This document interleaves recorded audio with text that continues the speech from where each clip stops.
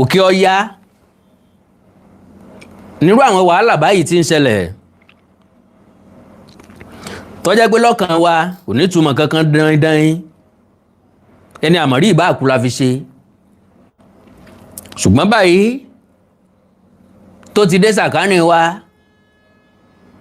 báyìí tó ti dé ẹ̀kúlé wa kí ni tá a fẹ́ sọ kí ni tá a fẹ́ ṣe ọ̀nà wo la fẹ́ gbà kẹ́yìn ọ̀jọ̀gbọ́n ó là wá lọ́yẹ̀ ńbo la ti ń bọ̀ ńbo la dé ńbo la ń lọ ẹ̀yin ọ̀jọ̀gbọ́n ẹ̀ là wá lọ́yẹ̀ sọ bí adé fún wa ibo la dé òórùn ni kòrún ni kòrún ni ó ń dò yìí ká ni wẹ́rẹ́dẹ̀wẹ̀rẹ̀ alábọ́rún dẹ̀wú lọ mọ́ wa lọ́wọ́ gbogbo ọmọ káàárọ̀ oòjíire bí ńbo ni ká sá sí ibo ni ká sáwọ̀ ńbo ni ká ságbà ta ni ká sápè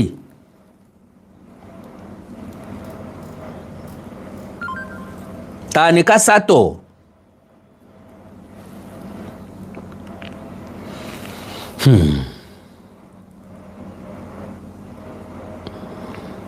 mi ò mọ̀ bẹ́yìn bóyá yìí náà ti wo fídíò ọ̀hún fídíò tó bani lọ́kàn jẹ́ jọjọ tẹ́ ń bá lọ́kàn ló lè wo èyàn ẹlẹ́ra ara bíi tiwa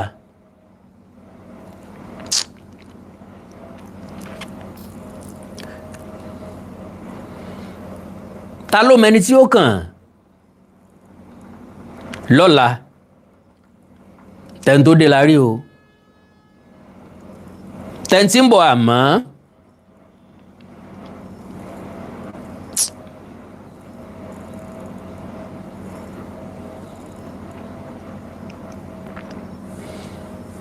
igbe ọ̀fọ̀ ti sọnù ilé kan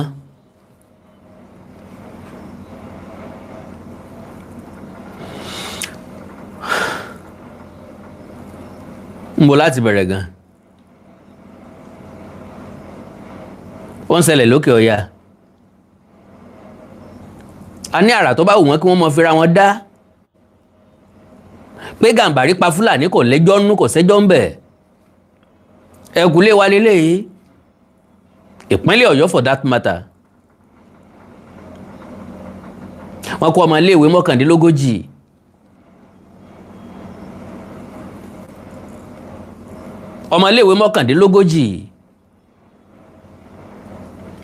wọ́n sì kó àwọn olùkọ́ wọn náà olùkọ́ 7 ọmọ iléèwé 39 àrí kankan gbálẹ̀ nù wọn àtijọba ìpínlẹ̀ àtijọba àpapọ̀ Seyi Makinde ni Chief Security Officer ìpínlẹ̀ Ọ̀yọ́ ńgbà tí àṣà bá ń gbé òròmọdìẹ lójú ìyá ẹ̀ Yorùbá ní ìbànújẹ́ ńlá ni kí mọ̀jẹ̀sí ó tójú ìyá ìrọ̀rùn gbogbo ẹni tó bá wà nípínlẹ̀ ọmọ ni wọ́n jẹ́ sí gómìnà torí pé gómìnà láláṣẹ gbogbo wa ṣé bá ṣe mọ̀ bá lọ lélẹ́yìí àwọn tó kù kí ni yóò ṣẹlẹ̀ sí wọn kọ́lọ́mọjà burú ó ṣẹlẹ̀ sí wọn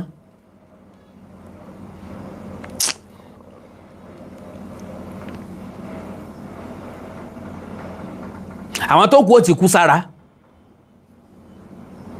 mú èèyàn ẹlẹ́ra ara síta láàrin àwọn tó kù dọ̀bẹ́ dé lọ́rùn bí ìgbà tí èèyàn fẹ́ pa màlúù irú àwọn èèyàn wo làwọn èèyàn yìí gan kí wọ́n fi ń sagbára kí ló dé tíjọba ò rí wọn mú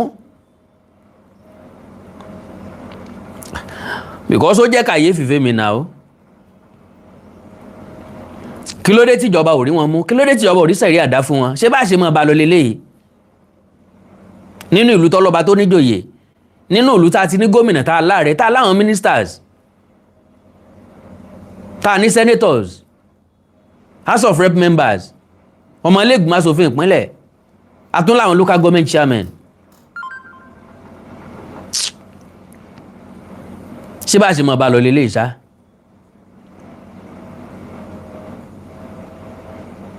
ọ̀rọ̀ tó délẹ̀ yìí gbogbo wa lọ́kàn o.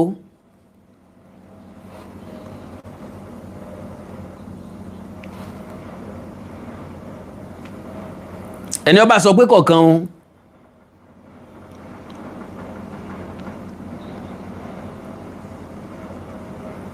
mi ò mẹ́ni tó tún fẹ́ kàn o. ṣé èèyàn tó ń ṣiṣẹ́ kọ́ dáràn ni iṣẹ́ olùkọ́ ni èló ni sálárì tí wọ́n ń gbà tẹnilẹ́ni tí wọ́n pàdé kú òjijì èló ni sálárì tí wọ́n ń gbà. àwọn tó kù kí ni ìgbésẹ̀ tí gómìnà gbé láti gbà wọ́n padà àwọn student yẹn kí ni ìgbésẹ̀ tí gómìnà gbé kí ni ìgbésẹ̀ tán gbé nípínlẹ̀ Ọ̀yọ́.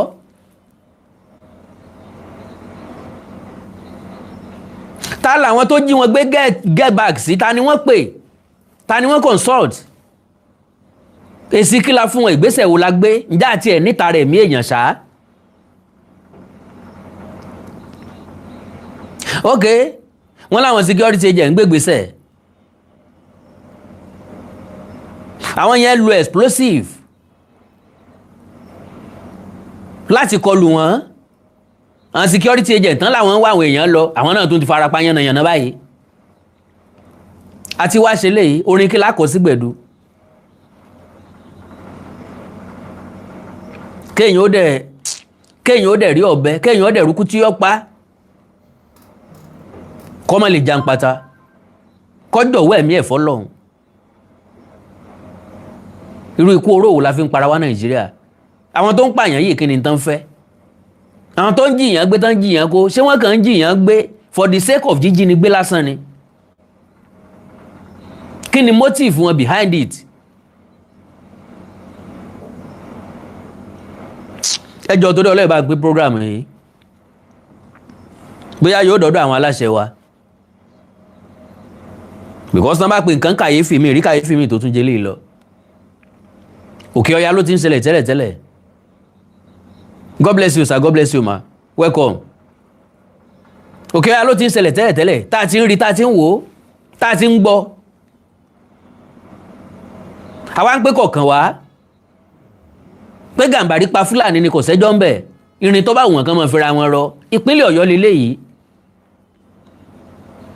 tìpínlẹ̀ Kwara lárí tá à ń sọ ìpínlẹ̀ Ọ̀yọ́ leléyìí.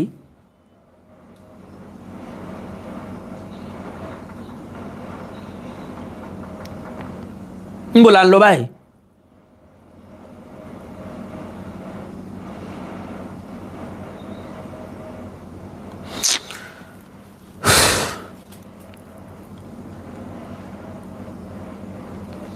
Bàbá àwọn ọmọ kan nìyẹn o.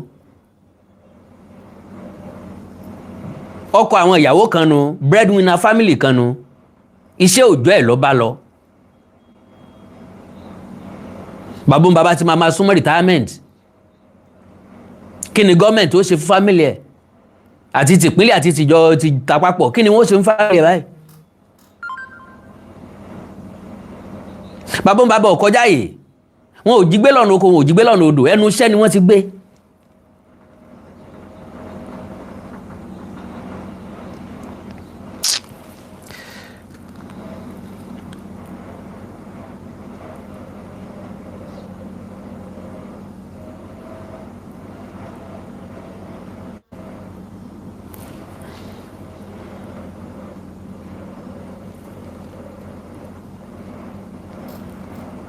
Mo wo fídíò yẹn mi ò lè rí wò ìbẹ̀rù ò jẹ́ kí n lè wò tán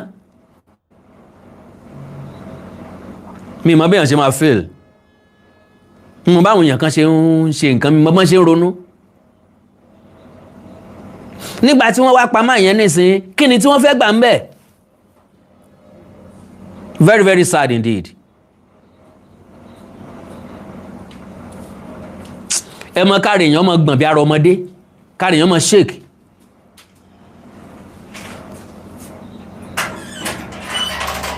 láti ìgbà tí mo ti rí fídíò yẹn mi ò tí ì lè jẹun àsán pé sẹ́yìn ẹlẹ́ran ara bíi tiẹ̀ lélẹ́yìí bí èèyàn dorí ahun àyàfi ẹni tí ò bá ní human feelings, ẹni tí ò bá lẹ́mìí èèyàn lára, tí ò káànú èèyàn rárá, tí ò mọ bọ́ ṣe ń káànú èèyàn rárá, tí ò láàánú èèyàn lójú, òun ló lè fi happy tàbí ló lè sọ pé kí ló ṣẹlẹ̀. kíní ń pè wá sájọ tó nírònú nílẹ̀ káàárọ̀ òjíire. mo ti sọ lọ́jọ́ tó pẹ́, gbígbẹ́kẹ̀lé ìjọba láti dáàbò bora wa á fi kú oró para wa tán o. ọkọ̀ kéjèèjì ńlọmọ rí odó sa ìrú iṣu pa, ọkọ̀ kéjèèjì lọ́mọ ọlọ́ àti ìyá ọlọ́ǹpa ìkùrọ́ tán ni wọ́n yọ ọmọ kúrò nínú ìkùrọ́. ẹn 39 wọ́n kó lọ báyìí pẹ̀lú olùkọ́ 6, ìkan wọ́n ti pàmbí okùn 5, 44 èèyàn ló wà lọ́dọ̀ àwọn ajínigbé táàtì ìgbọ́mọkù wọn, táàtì mọ̀bọ́n ìfẹ́ jáde ń bẹ̀. 44 èèyàn ló wà lọ́dọ̀ ajínigbé. abánimádìí ẹ̀fọ́ orúnkún bó àwọn tá a ní kán wá wọn lọ explosive wọ́n tún fi kọlù wọn. rádàdà là ń bá káàkiri Nàìjíríà. security agent ò ní nǹkan tó fi ń track. òyìnbó ò jẹ́ serú ẹ̀ láéláé, wọ́n jẹ́ serú mistake yẹn láéláé.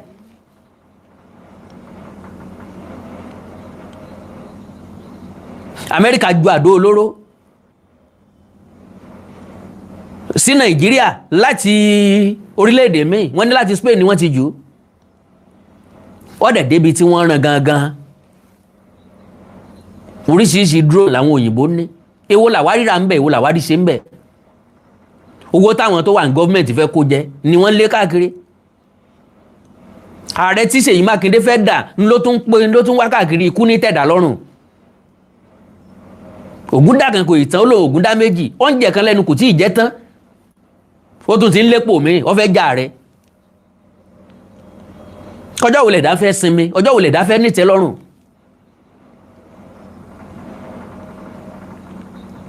ọ̀rọ̀ campaign ló tún kù tán bá káàkiri nísìnyí, ẹ̀mí àwọn èèyàn jọ wọn lójú. ìjọ́ wo ni wọ́n káwọn èèyàn yìí, kí ni impact, kí ni step tẹ́ ti take,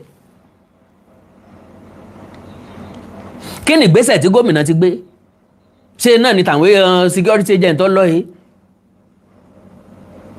that means wọ́n mọ̀ ọ̀nà ibi táwọn ajínigbé yìí wà. yes, wọ́n mọ̀ ọ̀nà ibi tí wọ́n gbà lọ, wọ́n mọ̀ ọ̀nà ibi tí wọ́n kó àwọn èèyàn gbà lọ. bó náà ṣe mọ̀ bẹ́ẹ̀. kí wàá ló dé tí wọn ò múra bó ṣe yẹ kí wọ́n múra.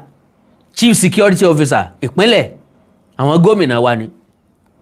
àwọn ẹni ẹlẹ́ni kan gba owó security, wọ́n kàn ń dá sápò ara wọn ni. because kí ni wọ́n fi ṣe? akitiyan wo wọ́n fi kó jọ? security agent wo ni wọ́n empower? bóò náà ṣeré èèyàn 45 kó kú láàrin ìlú kan. and lo and behold, àwọn tó wá kó wọn bí ọmọ yíndínyíndé yìí, wọ́n ní target o. primary and secondary school ni wọ́n fẹ́ face ní south west. tìpínlẹ̀ Ọ̀yọ́ la gbọ́ yìí o, àti gbọ́ tìpínlẹ̀ Kwara, àárín nǹkan kan ṣe sí. ọ̀pọ̀lọpọ̀ àwọn èèyàn individual ló fẹ́ ran gọ́ọ̀mẹ̀ntì lọ́wọ́ láti bá wọn tọpa àwọn ajínigbé. gọ́ọ̀mẹ̀ntì ò gbégbèsè kankan pa rẹ̀, agbára gọ́ọ̀mẹ̀ntì ò dẹ̀ka. ṣé bọ́ ọmọ òkú ọmọ òye àkọ́kọ́ kí ẹ̀kú ewu ọmọ náà. olóyè Sunday Adéyẹmọ Ìgbòho pariwo, ọ̀pọ̀lọpọ̀ ẹgbẹ́ security ni wọ́n pariwo. bọ́ bá jẹ́mi gọ́ọ̀mẹ̀ntì ni, bọ́ bá jẹ́mi gómìnà ni, bọ́ bá jẹ́mi làárẹ̀ ni, ok ẹ fẹ́ gbìyànjú, ẹ̀yin náà try best yín. ọ̀nà tí bá fi lè ṣèrànlọ́wọ́ fún ọmọ adẹ̀ ṣe. kò dìgbà tẹ́yìn bá tó fọ́ ká tó mọ ṣáájò náà o. kò dìgbà tán bá tó pa àwọn èèyàn tàbí ń jẹ́ àwọn èèyàn gbé ká tó ẹ̀sẹ̀ mọ sáré òfò káàkiri. ẹ̀mí àwọn èèyàn jọ gbogbo àwọn tó wà níjọba lójú. owó tán fẹ́ jí, ipò tí wọ́n fẹ́ lé, ipò tí wọ́n lé láì nísinmi tí wọ́n fi kú sórí ẹ̀, ó nìkan ló wà lórí ẹ̀mí wọn. irúgbẹ́ ayé ò wá nìyẹn.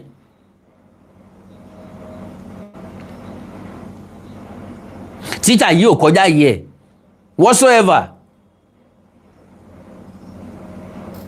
ọlọ́kọ́ ọmọ èèlò ni wọ́n ń san fún tíṣà. ṣé tíṣà tí ń gba 500,000 lóṣù wà ní? èèlò ni wọ́n ń san fún pension wọn? àwọn mélòó tó ti díù fún pension náà ti san pension fún?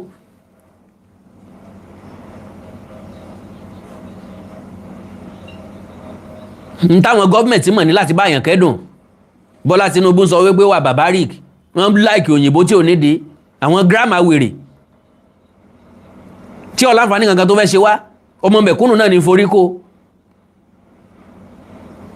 Ẹ̀ńtọ́kàn àmọ́ rárá. Ìyá ẹ̀ńtọ́kàn àmọ́.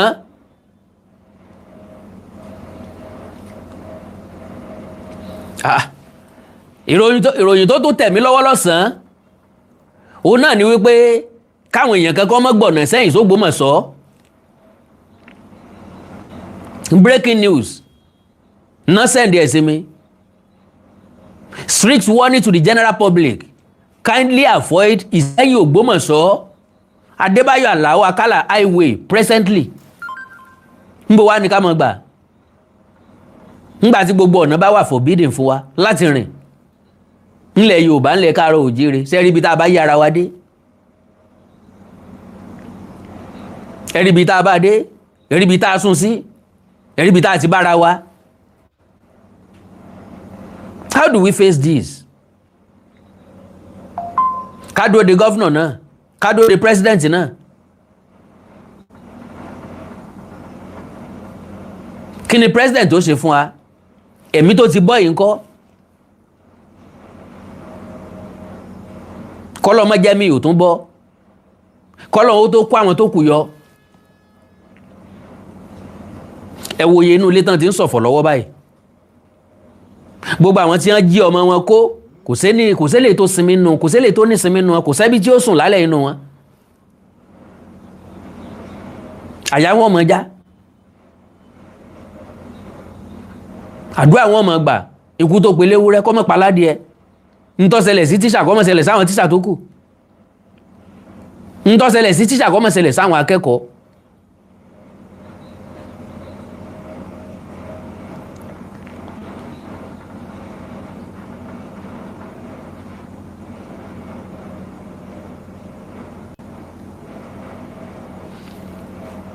Ẹ jọ̀ọ́ sà, ẹ jọ̀ọ́ mà, torí Ọlọ́run ẹ má jà fi propaganda kún. Ká dẹ̀ mọ́ fi ọ̀rọ̀ tó wà important bí irú èyí sáwẹ́wà. Ṣé báwọn náà pe Gúmi wá sí ìpínlẹ̀ Ọ̀yọ́? Àwọn tí wọ́n pa, àwọn tí wọ́n kó ìkọ́ ló pe Gúmi kankan wá sí ìpínlẹ̀ Ọ̀yọ́. Ṣé tíṣà ló pe Gúmi wá ni àbáwọn akẹ́kọ̀ọ́ sáwọn náà pe Gúmi wá ni? Kò relate mọ́ra wọn rárá, kò bára wọn mú, kò fara pẹ́ra. Àwọn tó invite Gúmi wá, wọ́n rìn wọ́n yan nínú ilé wọn. Kò mọ́wọ́ kọ̀ mẹsẹ̀ ìlú ló bá Sele rìn báyìí. Kò mọ́wọ́ kọ̀ mẹsẹ̀ ìlú wọn jí gbé yìí. Ẹ dákun torí Ọlọ́run. Ẹ já wà sympathetic also. Àbí bò ní lóyìnbó ṣe ń sọ. We are talking of life. Mi mọ bẹ́yìn tó kù ṣe ń rí. Because èèyàn máa wò ó gẹ́gẹ́ bí ẹni pọ́ ọmọ gangan lọ́rùn ló wà ń bẹ̀. Èèyàn máa wò ó gẹ́gẹ́ bí ẹni pọ́ ọmọ èèyàn ló wà ń bẹ̀, gẹ́gẹ́ bí ẹni pé fámílì èèyàn ni tíṣà yẹn. Bẹ́ẹ̀ dá sí gbọ́dọ̀ rí nìyẹn. Mo ti rírò ẹ̀ sẹ́yìn bóyá láyé Jonathan ọ̀ṣọ́. Kì í ṣe nǹkan tó dùn mọ́ èèyàn nú kéèyàn orí rẹ̀ ńlẹ̀ Káàárọ̀ Oòjíire. Ó wà very very disturbing. Kò make sense rárá. Kẹ́ni ẹlẹ́ni wá jọ̀wọ́ rẹ̀, kọ́ dédé jọ̀wọ́ rẹ̀ fún kú, just like that.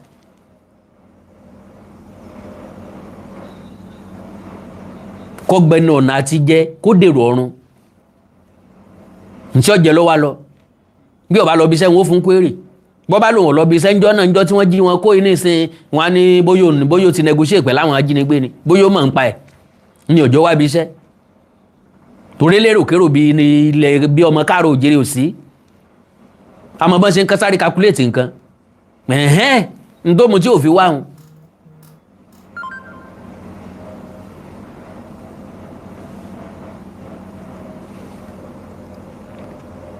So, kindly avoid Ìsẹ́yìn Ògbómọ̀ṣọ́ Adébáyọ̀ Àlàó Akálà highway presently.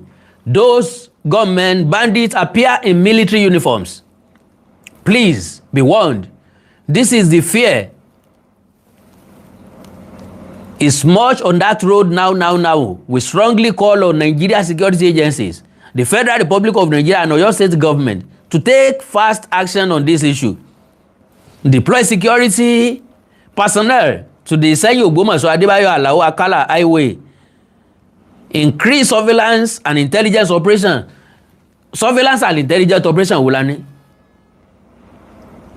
Èmi ni wípé láyé àtijọ́ aláyé àwọn baba ńlá wa tí ò sí surveillance kìíní kan tí ò sí technology wọn ò bí fálẹ́rì kí wọ́n tó tọpasẹ̀ ogun kan lọ wọn kì í dédé jagun tí wọ́n wádìí wọ́n verify wọ́n á rán wọn àmì lọ wọ́n á lọ wo gbogbo bodè tọ́wọ̀ lú ọ̀hún níbo làwọn lè gbà níbo ni security wọn wà. àwọn security agent tí wá kan lọ́nu ugbó ni jàù. àwọn tí wọ́n dẹ̀ jíyàn kó náà ti mọ̀ pé àwọn ti sọ̀kò sórí òrùlé àwọn gbọ̀tẹnu onílé wọ́n mọ̀ pé ìjọba ọjà pìtìpìtì.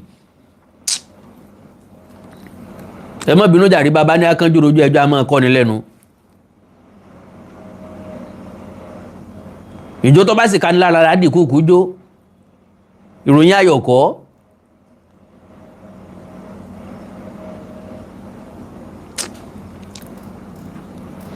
Ensure the safety and protection of travelers and communities along this route. Save lives, protect Nigerians. Security is the responsibility of all. Yes, security is the responsibility of all, not only government. Ìṣèjọba nìkan la máa di ẹrù security ilẹ̀ yìí rú o. Ọlọ́run ní jẹ́ kí wọ́n kó gbogbo atán bí ọmọ adìẹ o. So, a prayer for your state and Nigeria. Ọ̀rọ̀ àdúrà kọ́ o, àdúrà nìkan kọ́ o, ìgbésẹ̀ ni o. Oh Allah, protector of the weak and the defender of the oppressed, we place Oyo State and all Nigerians under your divine protection. Keep us safe from every harm, evil, and the hands of the wicked. Grant peace to our land, secure our roads, and unite our hearts in truth, justice, and righteousness. Amen. Together, we can make Nigeria safe again. To God be the glory. Call on bless gbogbo àwọn tó fi kíní síta. Call on nínú àánú ẹ̀ kó bless wọn.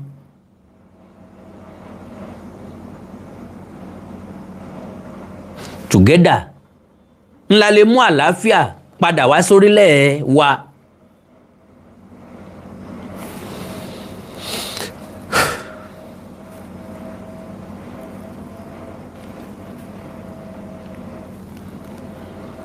Okay. Officials say 39 pupils abducted in Nigeria, Oyo State. One teacher pààyàn. Ọjọ́ Sunday ni wọ́n lẹ́ni ẹjọ́ lọ ń pè o. Wọ́n ní Seyi Makinde gan lọ́kọ́ fìròyìn yẹn síta. Seyi Makinde lè fìròyìn ta kí ni ìgbésẹ̀ tí wọ́n ń gbé. Gunmen abducted at least 39 school children and 7 teachers in Nigeria southwestern Oyo State. Pààyàn one teacher in captivity and wounding security operative with explosive devices during a rescue attempt, authorities said on Monday. The attack took place on Friday in Awon, Eshinele community in Orire district, targeting multiple schools, including a secondary school and 2 primary schools, officials said. Governor Seyi Makinde said one abducted teacher was spying on Sunday, citing a video. 6 suspects have been arrested locally, including alleged informants and logistics suppliers to the kidnappers. He said a joint rescue operation by soldiers, police, and local vigilantes was disrupted after operatives encountered improvised explosive devices planted by the attackers, leaving several wounded. Makinde added, those injured are receiving treatment, he said. Okay, President Bola Tinubu condemned the pioneers barbaric and said federal authorities were working with the states to rescue all the victims. Police have deployed tactical and intelligence teams to the area, he said in a statement. Mass kidnapping by armed groups have become a major security challenge in Nigeria in recent years, with criminal gangs exploiting weak security and porous borders to target travelers, students, and rural communities for cash and in-kind payments. Oh my God. So, ìjọba àpapọ̀ ní àwọn ṣiṣẹ́ pọ̀ pẹ̀lú ìjọba ìpínlẹ̀ láti rescue àwọn tí wọ́n kó nípínlẹ̀ Ọ̀yọ́. Nigeria is dead nation. I don't know why people failed to understand. Of course, you are very, very correct. Ṣùgbọ́n bí Nigeria bá dead lóòótọ́, kì í ṣe pé àmọ́ wò níran. Egungun Nigeria tó ti gbẹ bá a ṣe máa sọ́jí padà bá a ṣe tájí padà ń lọ yẹ kí gbogbo ọjọ́ ronú nípa ẹ̀. We have no other country to go, no other place. This is our own home. This is our country. We have to build it together. Make it a safe place for every one of us. We are all entitled to our lives and property. So, Nigeria ó jẹ́ failed state. Gbogbo àwọn leaders wa ló ti fail wa. Ìgbésẹ̀ wo làwa gangan lè gbé gẹ́gẹ́ bí èèyàn ẹlẹ́ran ara.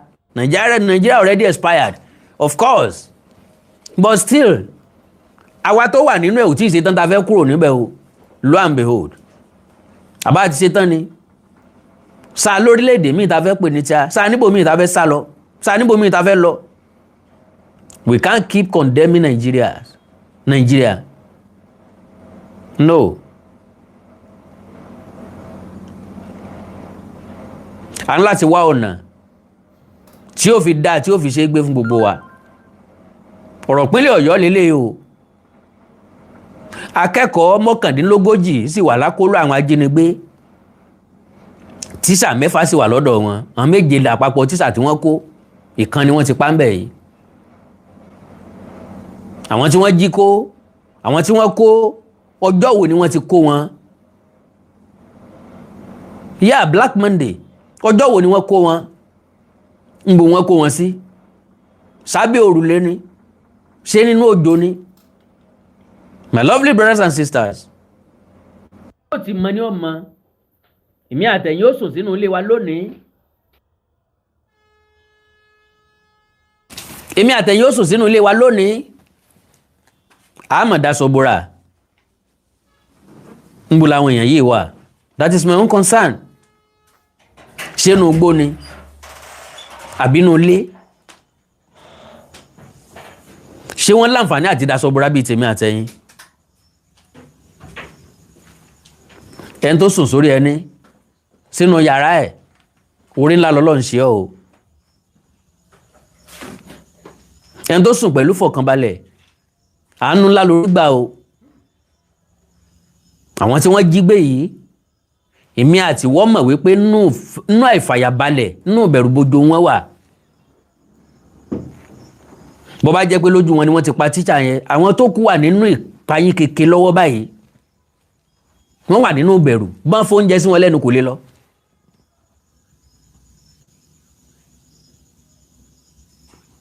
Because wọn mọ̀ táwọn tó gbé wọn ó ṣe lọ́la.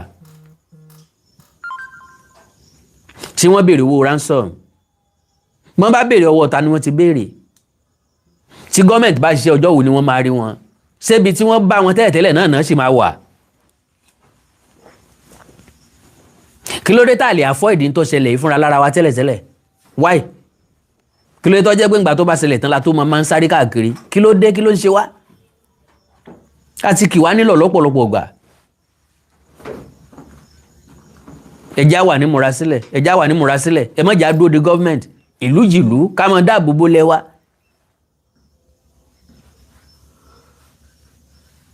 Nílùú tó lọ́ba tó níjòyè. Nílẹ̀ Káàárọ̀ Oòjíire náà. Àwọn ajínigbé sì wọnú ìlú wa. Àti primary àti secondary wọ́n dẹ̀ káwọn akẹ́kọ̀ọ́ ń bẹ̀. Wọ́n sì kó wọn wọgbó lọ àtàwọn teacher. Rẹpẹtẹ. Ṣé wọ́n tò wọ́n lérí ara wọn ni? Àbí mọ́tò wọn fi kó wọn, àbí wọ́n kó wọn sórí ọ̀kadà?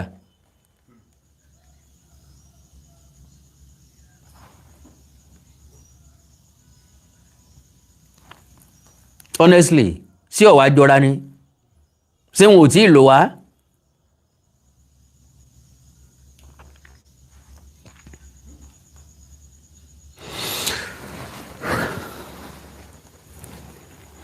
well kọ́lọ̀ nínú àánú ẹ̀ kọ́ba kó sáwọn jàǹdùkú yìí nínú o kí wọ́n fi ilé ìtàn ti ṣe yẹn kán fi ṣe olúfin mọ́ káwọn akẹ́kọ̀ọ́ wọ̀nyí kí wọ́n padà sílé wọn láyọ̀ àtàláfíà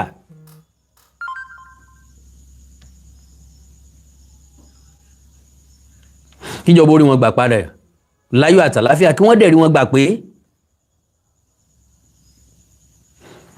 dear brothers dear sisters ẹ̀yin dádì àti mọ́mì wa ojúlala kan fi sọ́rí o gbogbo iléèwé pátápátá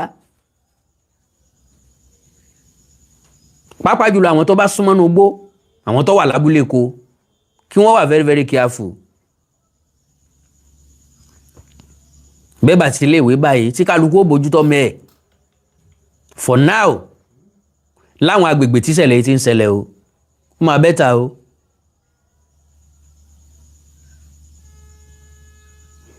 àwọn táwọn ajínigbé kó lẹ́kìtì wọn ò tí ì kó wọn lẹ́dọ̀ọ́lá o àwọn tán kó ní Kwara sí gbogbo wọn ni wọ́n ti rí gbà tìpínlẹ̀ Ọ̀yọ́ tó ń jàn mọ́ ta ló mọ ibi tí wọ́n ń gbèrò lọ́wọ́ ta ló mọ ibi tí ó tún kàn ni mo ṣe ní ọgbọ́n wa ti dọ́gbé ète o ó lè wá sì ti dàfìmọ̀ jà ó wá kú bọ́mọ ìyá mẹ́ta ó sì lọ sóko olè tájèrè ò sì gbọ́dọ̀ mú kankan lọ́wọ́ nù wa sáà lè sowọ́ pọ̀ sáà lè pamọ̀ pọ̀ sáà lè pèrò pọ̀ láwọn ìlú kan bọ́rọ̀ bá tó bá gàdàdà ń gbá tán ìjọba wọn a máa béèrè fúnra lọ́wọ́ aráàlú lásìkò COVID-19 tagbára gọ́ọ̀mẹ̀ntì ọ̀ka wọ́n pe gbogbo àwọn businessmen businesswomen lórílẹ̀‐èdè Nàìjíríà Dangote donate owó Makinde donate owó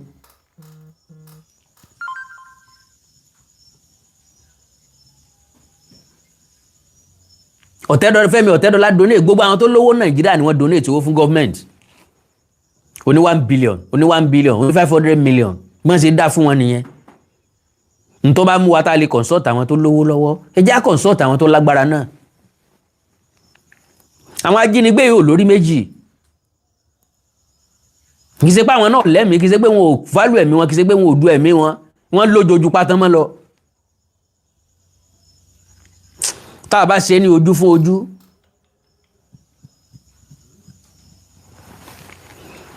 tá a bá ṣe ní ojú fún ojú ẹ̀jẹ̀ fún ẹ̀jẹ̀ ẹ rí i pé wọn ó kúrò nínú igbó wa ọ̀pọ̀lọpọ̀ àwọn èèyàn ló ti ọ́fà láti ràn wá lọ́wọ́ ìyàwó la kọ́ sí agídí ni gómìnà ń ṣe I am the governor of the state I am the chief security officer of the state ìyẹn kọ́ la fẹ́ jẹ o ọmọ tí ò sí nínú àwọn ọmọ tí wọ́n jí kó yìí ọmọ yín ọ̀dẹ̀ lé sí ń bẹ̀ tọrọ ọmọ yín ò ní sí Nàìjíríà o àwa la wà ń bẹ̀ o ọmọ tiwa ló wà ń bẹ̀ o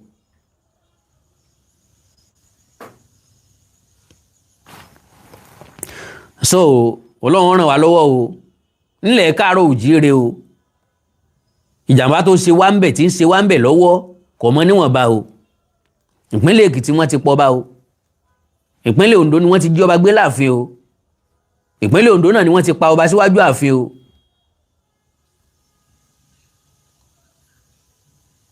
ìpínlẹ̀ Kwara wọ́n ti jí ọba gbé o náà ti kó àwọn èèyàn bíi yẹn náà ti ransack odidi ìlú o náà ti sọ odidi ìlú dáhóró o ìpínlẹ̀ Ọ̀yọ́ wọ́n ti wọ páàkì o náà ti pa àwọn gáàdì 4 o ìpínlẹ̀ Ọ̀yọ́ náà ti kọ lẹ́tà páwọn ń bọ̀ láwọn ìlú kan o ìpínlẹ̀ Ọ̀yọ́ náà ti já àwọn ọmọdé gbé yìí o náà ti já àwọn akẹ́kọ̀ọ́ gbé yìí o náà ti já olùkọ́ gbé yìí o náà ti dúró kan lọ́rùn nù wọn yìí o kòrún ni ó ti ń dò yìí ká ní báyìí o Ọlọ́run ṣàánú wa o ààrẹ Bọ́lá Ahmed Tinubu gbogbo ìgbésẹ̀ tẹ́ bá fẹ́ gbé ẹjẹ́ kó jẹ́ kánkán ẹjọ́ jẹ́ kánkán pápápá gómìnà Ṣèyí Mákindé èmi ò sọ pé kẹ́ má du ààrẹ o ṣùgbọ́n ṣé ra ààrẹ jẹ ṣé dandan ni kẹ́ du ààrẹ gómìnà tẹ́ jẹ ṣé mọ̀ pé jẹ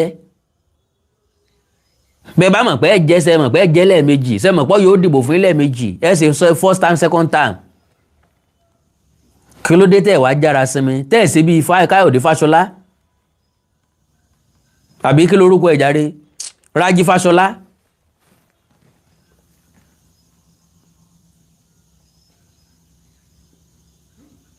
olóṣèlú tó lọ́pọlọ bíi Rájí Fáṣọlá ò wọ́pọ̀ ó ṣe gómìnà ọdún 8 ó ṣe mínísítà ó padà sékòó ọwọ́ ọjọ́ ọ̀rọ̀ síbẹ̀ kò bá yẹn dùn kankan mọ́ wọ́n ń jọba ẹ̀tún ń gún àwòrè sẹ́gbẹ́ ẹ̀dígbàkejì Olódùmarè ni so Bọ́lá Tinubu lè fẹ́ du gómìnà mọ́ lọ́wọ́ àbí ẹ̀tún fẹ́ ká tún pín ìbò lẹ̀ Yorùbá àwọn ẹ̀yà míì dìde against wa so ẹ̀tún fẹ́ ká tún pín ìbò lẹ̀ Yorùbá bóò làwọn èèyàn ṣe ń ronú gan Ṣèyí Mákindé tá à ń pìtì ńgbà náà nu táwọn pọ̀ náà tún ní nítẹ́lọ́rùn kò sẹ́ńtì nǹkan rí òwú lóòótọ́ ọ̀dà kẹ́dà ọmọ nítẹ́lọ́rùn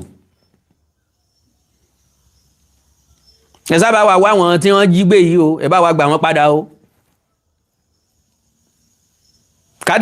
ká mọ̀ sẹ́ndì condolences kankan rọ̀kan sáwọn fámìlì ẹni tí wọ́n dú lọ́rùn yìí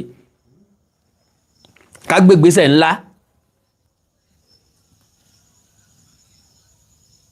ká celebrate kó ẹni yẹ bí hero kó kọrin ọmọ parẹ́ ẹnu iṣẹ́ ìjọba ló kú sí yìí o oko àtijẹ ńlọlọ lapses government ní insecurity because ojúṣe yín ni láti dáàbò bo ẹ̀mí àti dúkìá àwọn èèyàn tó wà náà lò ojúṣe yín ni ẹ ti kùnà lójúṣe yín so ìjọba Ṣèyí Mákindé ẹ dákun o máànù tí wọ́n pa yìí káwà nǹkan kan sọ́kọ ẹ má bínú ńlá pé àwa mi ò tó yín láti kọ́ ní nǹkan o káwà nǹkan kan sọ́kọ ẹ ìyá àtàwọn ọmọ tó fi ilẹ̀ ìyàwó àtàwọn ọmọ tó fi ilẹ̀ àtẹ́bí tó fi ilẹ̀ ká rí i dájú pé ìyà ò jẹ wọ́n o gbogbo ọmọ tó bí tán bá wà nílé ìwé ètò ẹ̀kọ́ ọ̀fẹ́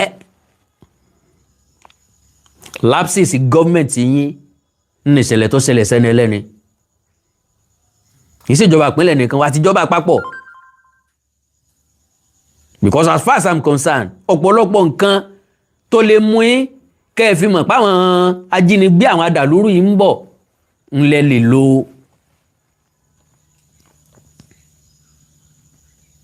orílẹ̀-èdè Amẹ́ríkà ó ní iye ibi tí bo everywhere tí ẹ̀ ní kámẹ́rà wà kò sí ní tó lè ṣe láyè tó lè escape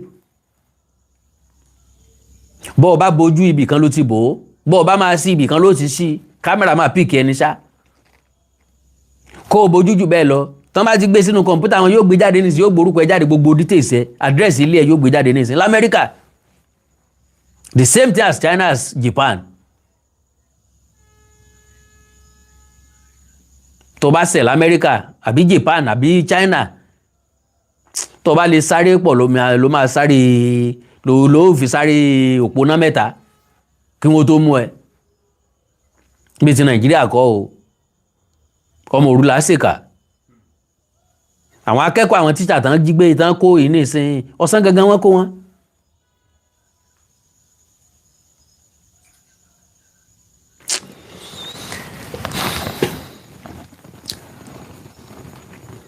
well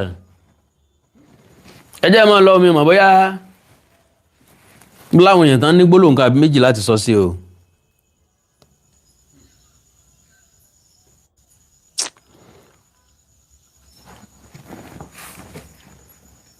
tẹ́ bá ní gbólóhùn kan àbí méjì láti sọ ẹ jẹ́ ká sọ̀rọ̀ lórí WhatsApp báyìí +234 915 147 9599 àti +234 904 851 9362. Hello sir. Yes sir. Ẹ kú ètò. ètò. Yes sir. Èmi gan máa lè wo fídíò yẹn bàbá. Mi ò lè wò rárá, mi ò lè wò pàápàá. Gbogbo àwọn nǹkan tó àánú ṣẹlẹ̀ lókè ọya ní kinní ẹni ẹlẹ́ni Yorùbá. Ó wá ń ṣẹlẹ̀ lẹ́ẹ̀kúlé wa. Bàbá tẹ̀ ń sọ̀rọ̀, a ní àwọn olóṣèlú Nàìjíríà ní olórí burúkú làwọn èèyàn. Complete ẹranko ni wọ́n kò sẹ́ni tó fẹ́ràn wá láàrin wọn. Ẹranko pátápátá ni gbogbo wọn. Ẹ̀yin náà máa wo Ṣèyí Mákindé yẹn. Wọ́n náà jọba tún wà wúre só fẹ́ dọ́lọ́ ni. Ó jẹ gọ́vnà lẹ́ẹ̀mejì. Irú ta ni lọ wá bí jókòó. Ó ti ẹ̀yà mi lẹ́nu gbà mo gbọ́ pé wọ́n tún contest fún president. Ó decline intention láti jẹ president. Ta ló ń bọ̀ náà ti wò ó fún ta ló lálàá rẹ̀ fún pé yóò di president. President ìlú wo. Ara ń tá a sọ nìyẹn báyìí nísìnyí àwọn nǹkan tó yẹ kó mójútó. Kò ní mójútó. Àwọn nǹkan tó yẹ kó mójútó kò mójútó kíní yẹn onírúurú tó ṣẹlẹ̀ tán káwọn ẹni ẹlẹ́ni lọ ìbáyìí nísìnyí. Ó bá àdé o. Àwọn nǹkan tó ara ń tá a sọ nìyẹn tá a sọ pé èmi máa Amẹ́ríkà làwa wà. Ó nira fún mi wípé mo tún lè padà wá sí Nàìjíríà pé màá máa gbénu Nàìjíríà ó nira díẹ̀. Lówó lọ́wọ́ ń bí bàbá kò ń ṣe kówó wa. Nǹkan kan tá a enjoy ìfọkànbalẹ̀. Èèyàn lè travel mo lè travel láti ibi tí mo wà lọ sí New York 3 hours drive ni. Òru ni mo tẹ̀ máa ń fẹ́ràn láti travel.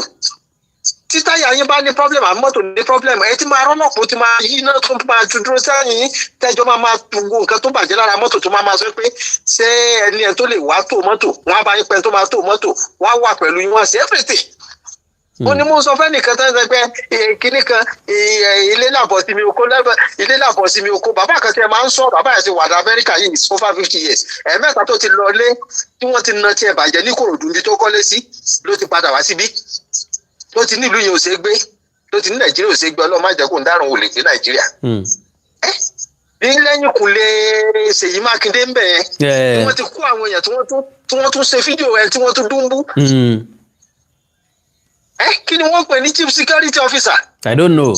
Owó lásán làwọn ń pín. Kí ni wọ́n pè? Ṣé bí wọ́n dẹ̀ sọ pé wọ́n allocate owó fún wọn? Kí ni wọ́n fi?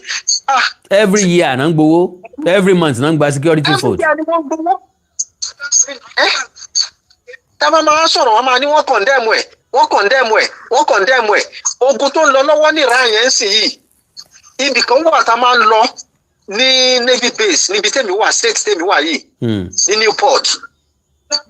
Níbẹ̀ yẹn sì wọn wàhálà ẹni commercial vehicle láti wọlé sínú base àwọn Navy yẹn. Now instruction dẹ̀ ni from White House. Kí báwọn làwọn ṣe ń ṣe tó jẹ́ pé àwọn wà proactive tó jẹ́ pé anything tó ṣẹlẹ̀ wọ́n lè prevent àwọn nǹkan yẹn. Kí ló dé tó jẹ́ pé wọ́n ti máa gbé àwọn èèyàn lọ́rùn sílẹ̀? Kí ẹ tó ṣe àwọn máa sọ àwọn send condolence send gbogbo ẹ̀. Kí wọ́n dúró lórí báyìí ní ìsìn kí lẹ fẹ́ àárọ̀ wa lẹ́fẹ̀ẹ́ pọ̀ pàpàrà ní ẹ̀ báyìí. I don't know. Lẹ́nu jẹ́. À ń sọ kíní yẹn burú gan o. In fact. Àwọn tó ń sọ gbogbo àtàwọn tí wọ́n ń jìjà gbà pé àwọn ni kí ni ti ń pè wọ́n. Gani Adams àwọn ní Ààrẹ Ọ̀nà Kakanfò kíní kan tó ń bá bàbá Sunday Igboho máa ta kàngbọ̀n kíní ṣé nǹkan tí wọ́n ń fẹ́ wá lélẹ̀ báyìí nísìn níta ló ń ṣẹlẹ̀ ní Borno òun ló ti ń ṣẹlẹ̀ lẹ́yìn ìkúnlẹ̀ wa Ọ̀yọ́ state ní Yorùbá speaking state. Ó mi pa àwọn fífò yẹn ti wọlé sí gbogbo area yẹn aṣọ mílítì náà dẹ̀ náà ń wọ̀. Wọ́n ti wà ń bẹ̀ tipẹ́tipẹ́. Wọ́n ti máa wà ń bẹ̀ tipẹ́ kò sí pọ́sẹ̀sẹ̀ wà ń bẹ̀ náà. Ẹ̀rín òfò làwọ̀ ọmọ rin káàkiri fàájì wèrè lámọ̀ ṣe káàkiri ọtí òfò lámọ̀ mu káàkiri. Àfi ká ṣe fàájì kan ṣe patí wọ́n ti sọ pé patí nìkan ni patí ni Yorùbá mọ̀ ṣe. Irú àwọn báwọn náà ṣe wá fẹ́ gba Òkè Ayọ̀lá Òkè Ọya láti gbọ́ pé wọ́n ń kó àwọn ọmọ wẹ́wẹ́ lọ ní sùn. Tá a tún fi wọ́n ṣe ẹ̀yẹ́. Tá a tún fi wọ́n ṣe ẹ̀yẹ́. Báwọn àgbààgbà wọn mọ̀ ń pa ẹ̀. Sáwọn àgbààgbà tiwa náà mọ̀ ń pa ẹ̀ báyìí. Irú security lapses wo ló máa ń wà ní Nàìjíríà tó jẹ́ pé wọ́n kó àwọn ọmọ lọ tí ò kì í ṣe òru gan kọ́ ni kí ni ẹlẹ́ẹ̀ tó wá ṣẹlẹ̀ tọ́yọ́ ṣẹ̀ tí kò ń sòrò ló ṣẹlẹ̀ ó tún ọmọ ní. Skúù bíi mẹ́ta náà dẹ̀ ni wọ́n lọ. Skúù bíi mẹ́ta ni wọ́n lọ. Náà ti kó àwọn èèyàn yẹn. Wọ́n ti lọ káwọn èèyàn. ó burú jáì ọ̀rọ̀ Nàìjíríà yẹn ọ̀rọ̀ burúkú ni o Ọlọ́run ló mọ̀ bí Nàìjíríà ṣe ń lọ yẹn ọ̀rọ̀ burúkú ni nǹkan tó ń ṣẹlẹ̀ Nàìjíríà kò ń ṣe nǹkan gidi o àwọn olóṣèlú yẹn olórí burúkú ni gbogbo wọn o kò sẹ́ni tó wúlò o ẹni tó bá máa báyé wọn jẹ́ bọ́n ṣe wà yẹn àwọn olóṣèlú yẹn ló yẹ ká kọ́kọ́ díù pẹ̀lú. bẹ́ẹ̀ni God bless you baba kò séèyàn gidi láàrin wọn kò sẹ́ni tó fẹ́ràn wa láàrin wọn kò sẹ́ni tí ń ṣe tiwa láàrin wọn olóṣèlú òfò àbọ̀n fẹ́ ṣòfò dànù ni àbọ̀lọ́n fẹ́ kọ́ wọn ni lọ́n fẹ́ báyé yín jẹ́ ni. hello sir. bàbá mi ẹ kú ètò. yes. ẹ jẹ́ kí n lò kí n gbọ́yìn ẹ wò ó ẹ kú ọ̀rọ̀ ilé wa. gbìyànjú. ẹ ṣe gan ni you are wonderful person very wonderful. God bless you brother. bàbá wọn ní kí tó bá ń kojú gbà ẹni. ó ń pòwe fún ni. ẹ̀yin náà lè máa ń ta lóhùn ní ìgbọ́ Yorùbá púpọ̀. ó ń pòwe fún ni. ṣé rí ó máa ń ṣe mí láàánú tí àwa ọmọ Yorùbá tá a bá ti àkímù kan wá ní foundation òkè la máa ń wò. mo kọ́kọ́ máa ń ṣe àwọn fídíò kan mo máa ń béèrè lọ́wọ́ àwọn èèyàn wa tó bá ń bú Tinubu ó yẹ ká bú Tinubu bọ̀ lọ́wọ́ tó wà nílẹ̀ yìí ṣé Tinubu ò fún wọn ní security allowance ní ló fa gbogbo eléyìí first thing kọ́kọ́ ṣe ó dà pé àwọn tó bá ní Nàìjíríà ò dá kíníkan mo láwọn ọ̀rẹ́ tó wà níjọba sà máa pe àwọn ọ̀rẹ́ mi pé ṣé ẹ̀rí allocation gbà ní wọn á ní wọ́n rí gbà ṣé wọ́n fún wa lówó ní even bàbá yìí tó ń dọ́bù owó ní ìṣe politician ṣé ẹ rí nǹkan tó ń ṣẹlẹ̀ yìí sà a ti sùn nílẹ̀ Yorùbá o mo fi àkókò yìí mo kọ́kọ́ fi rọ gbogbo ẹ̀yin ọmọ Yorùbá tẹ́ bá ń gbọ́ ètò bàbá yìí anybody tó bá preach fún yín ìbáàjọ ní church ni ìbáàjẹ́ mùsùlùmí tẹ́ ẹ bá ti mọ̀ kí gbẹ́ ṣe tẹ́ ẹ mọ iye tá a ṣe ẹ lọ sí sára yín o tẹ́ ẹ bá ti mọ òkí gbẹ́ tẹ́ ẹ mọ nǹkan kan gílì yìí tẹ́ lè tò mọ́ra bàbá mi ẹ lọ ṣe o nítorí kí ni gbogbo nǹkan tó ń ṣẹlẹ̀ yìí ẹni tó bá ti Bíbélì àtàlùkùránì tó bá ti fi gba nǹkan lọ́wọ́ ẹ̀ fátùlù ni o ìtumọ̀ fátùlù ni pé it is a go ẹ má jẹ́ kán fi ọ̀rọ̀ ẹnu kán fi tàn wá jẹ o ẹ ṣe program kan ní ọ̀sẹ̀ tó lọ mo pè sórí ẹ̀ sà ara nǹkan tó kí à ń sọ lélẹ̀ nígbà tẹ́ ẹ sọ̀rọ̀ ọ̀rẹ́ yín pé kíníkan mo mọ̀ pé mo Yorùbá àtàtà ní gbogbo nǹkan tó yẹ kẹ́ ẹ sọ tágbàlagbà yẹ kó sọ òun lẹ́ ń sọ níjọ́ náà lọ́hùn ṣùgbọ́n mo fẹ́ kẹ́ ẹ mọ̀ sà ọ̀rọ̀ tí àwọn bàbá wa ṣe lélẹ́yìí sà tá a fi kó sí wàhálà táwa yìí o ẹ fi wọ́n lẹ̀ ẹ máa ṣe kíníkan mi rò pé àwọn yẹn ló wá ṣe kíní ló dá ilé ìkalẹ̀ ṣùgbọ́n ogun tán jà wá sà ogun ẹ̀sìn ni o àwọn mùsùlùmí inú gbóná ń gbé o ṣẹ́rẹ́ àwọn mùsùlùmí tó wà nílé tó jọmọ Yorùbá tó bá ń gbọ́ mi mùsùlùmí ọlọ́bẹ̀ ní ẹ o àti fẹ́hún mùsùlùmí ọlọ́bẹ̀ ní ẹ ní ilẹ̀ Yorùbá kò sẹ́ni tó máa spẹ́ sà ní kíní ní Mali ń sìn ó ní káwọn ọmọ Mali ẹ lọ wo history yẹn nígbà tó kọ́kọ́ gbé ìsìláàmù débẹ̀ sà wọ́n wá sùn táwọn Mali wọn gbà nísìnyí àwọn Mali wá gba ìsìláàmù nígbà tó gba ìsìláàmù nǹkan tó ṣe ni pé wọ́n wá lu àwọn ọmọ tó jẹ́ indigenous Mali wọ́n kọ́kọ́ lò wọ́n kọjú ìjà síra wọn alùsùn náà ń bá kọ̀dẹ̀rí àjà gbogbo wọn ṣe láwọn tó wá gba Mali sí sà wọn ò gbọ́ èdè Mali àwọn yẹn wá wà nínú gómìnà àwọn tó wá ń kó àwọn pípọ̀ yìí tó àwọn yẹn lọ́jọ́ wá ń pa àwọn Mali gangan sìn wọ́n ti gba Mali dé ìdajì ẹ lọ wo nǹkan tí mo sọ tó bá jẹ́ ọ̀rọ̀ ni mo pa àtẹ̀yẹn tó bá wà tó bá ń wo nǹkan tó ń lọ. ṣé gbogbo nǹkan tó ń ṣẹlẹ̀ sà ẹ má jẹ́ ká rò síbòmíì àwọn ìsìláàmù nílé yìí o ẹlòmíràn máa sọ fún èèyàn ọmọ Yorùbá pé òun kò ṣe kò sẹ́ni tán kì í pa kì í ṣe Muslim nílẹ̀ Yorùbá o àwọn tó wà nínú igbó yẹn ẹ lọ gbọ́ gbogbo àwọn wàásù wọn gbogbo àwọn yẹn àwa Yorùbá wọn tẹ̀ kà á sì sá kò sí ibi tá a máa dé ní mọ́ṣáláṣí sà tá a máa jẹ́ ká kírun fún wọn tá a máa jẹ́ ìmáàmù lé wọn lórí nǹkan tó ń bá àwọn èèyàn lẹ́rù nìyẹn sà tó fi ń sọ̀rọ̀ nípa Oríyọmí ẹ má pàrọ̀ fún yín àwọn nǹkan tó ń bá wa lẹ́rù nílé because ẹ máa gbogbo àwọn tó ń bọ̀ fún ìjọba ní ilẹ̀ Ọ̀yọ́ sà ṣẹ̀ríà ẹ̀wọ̀n tẹ̀yìn báyìí kan mò ń wo oníṣẹ́ ó lè máa gbé ṣẹ̀ríà wọlé ẹ máa wọ wọn àti ìgbé ṣẹ̀ríà wọlé gbogbo eléyìí ń ṣẹlẹ̀ ń sìn sà Ìlọrin tá a lùsì ẹ̀sìn náà fi gbà á lọ́wọ́ wa ẹ wo mo fídíò tí nígbà tán ní káàtì àpáti nǹkan tó ń ṣẹlẹ̀ tẹ̀ ń ṣe program tó dáa nígbà tí Aláàfin tó lọ kí àwọn èèyàn Yorùbá ní kiri ẹ wo nǹkan tí àwọn tó wà láàfin pẹ̀lú ẹ̀mí àsọsà wọn ní àwọn làwọn níbí àwọn fi ẹ̀sìn gbà bí ni wọ́n ní bàbá àwọn ló fi ẹ̀sìn gbà ẹ lọ bẹ́ẹ̀ bá ti rí fídíò yẹn lọ wá kan sá wọ́n ní bàbá àwọn ló fi ẹ̀sìn gbà bí wọ́n níbi tí èèyàn bá ti ṣubú lẹ́lẹ́kejì ó ti yẹ ká ṣubú lẹ́lẹ́kejì ni gbogbo ẹ̀yin ọmọ Yorùbá tẹ́ wà ní mo fẹ́ bẹ̀ yín ni gbogbo ẹ̀yin tẹ́ bá ń gbọ́ wa I hate anybody kò sí kankan tá I hate anybody gbọ́ ìwọ tó o bá lòkì gbẹ́ ìwọ tó o bá ní ayẹta ìwọ tó o bá ní nǹkan tẹ́ ẹ lè ṣe ẹ jọ̀ọ́ ẹ jẹ́ ká lọ ṣe síra wa torí mi mọ ṣẹ́rí fídíò yẹn mo fi Elédùmarè ṣẹ́rí mo mú bẹ̀ sí sukúlẹ̀ ní ni pé torí mo kọ́kọ́ wo èmi fún ara mi pé mo bímọ ìyẹn number 1 mo wá wo pé àwọn ọmọ tó kó lọ ní ogún yẹn mo wá wo bí pírètì wọn ṣe máa rí lẹ́nu mo kọ́kọ́ wò pé ókè o báwo ni ókè ẹni tó jáde nínú ilé mò ń bọ̀ mo fẹ́ sáré lọ ṣe skul wọn ò rí ó wá dẹni tó ń dún lọ́rùn kí náà ń ṣe ń bẹ̀ Allahu Akbar náà ṣe o ẹ má jẹ́ kántà yìí pé wọn kì í ṣe mùsùlùmí ìjà ẹ̀sìn náà ń kó bọ̀ o gbogbo ọmọ Yorùbá tó bá ń gbọ́ bíwẹ́ mùsùlùmí ni mí kíníkan kìnìkan wọ́n máa yanjú ẹ̀ dànù ni o ẹ jẹ́ ká múra nílẹ̀ Yorùbá o tí a rí Makinde ní ìmọ̀ nǹkan tí mo lè sọ sọ̀rọ̀ máa yẹn mo rí iná ló fẹ́ lọ fún presidency kìnìkan eléyìí tó ń jẹ lẹ́nu ò tí ì gbé mi mo wá tún lọ fẹ́lẹ́ tó wà nínú igbó ṣé irúgbó yẹ kójú máa tì í ó yẹ kójú máa tì Mákindé fún ara ẹ̀ ni àwọn ọba ló lè rí halẹ̀ mọ́ àwọn ọba tó máa nínú kan ló bá Olúbàdàn ìjà lẹ́nì ẹ̀hún àti kìnní kan fẹ́ yọ lóye ìgangan tó yẹ kó fojú tó gan kò fojú tó